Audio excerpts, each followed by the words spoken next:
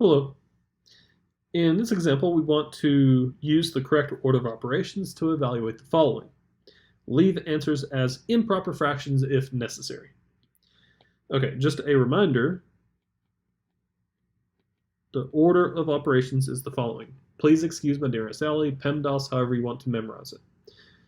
Parentheses, exponents, multiplication, division, addition, subtraction. And remember, top to bottom, and then left to right for multiplication and division.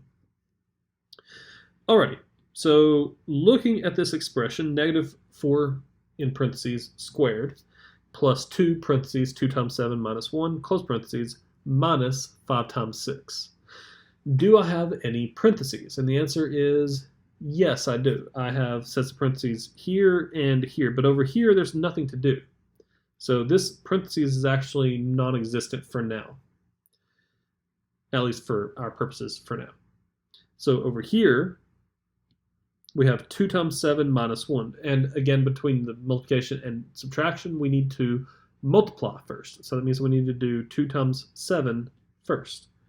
So that leaves us with parentheses, negative 4, close parentheses, squared, plus 2 times 7 is 14, minus 1, and then minus 5 times 6. Excellent. Within this parentheses, we're not done because we still have subtraction. 14 minus 1 gives us 13. So the next line is going to be negative 4 squared plus 2 parentheses, 13 close parentheses, minus 5 times 6.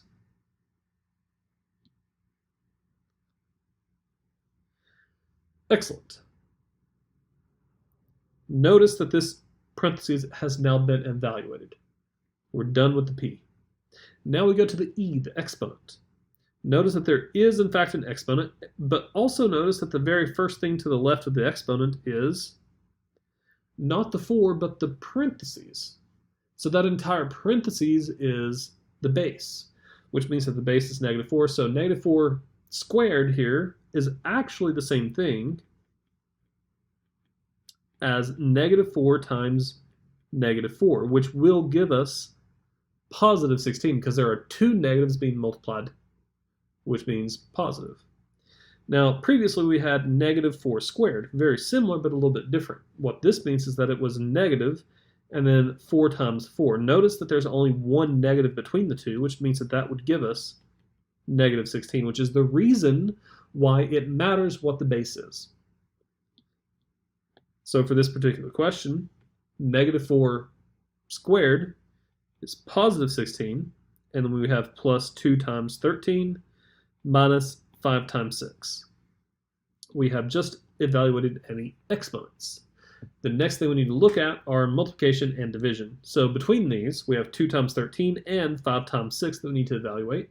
So 2 times 13 would be 26. So we have 16 plus 26. And then 5 times 6 is 30 with the subtraction between the two, so it's minus 30. And all we're left with at this point is addition and subtraction. And just evaluate these in any order that you wish. I'm going to go ahead and do 16 plus 26, which is 42. 42 minus 30 is 12.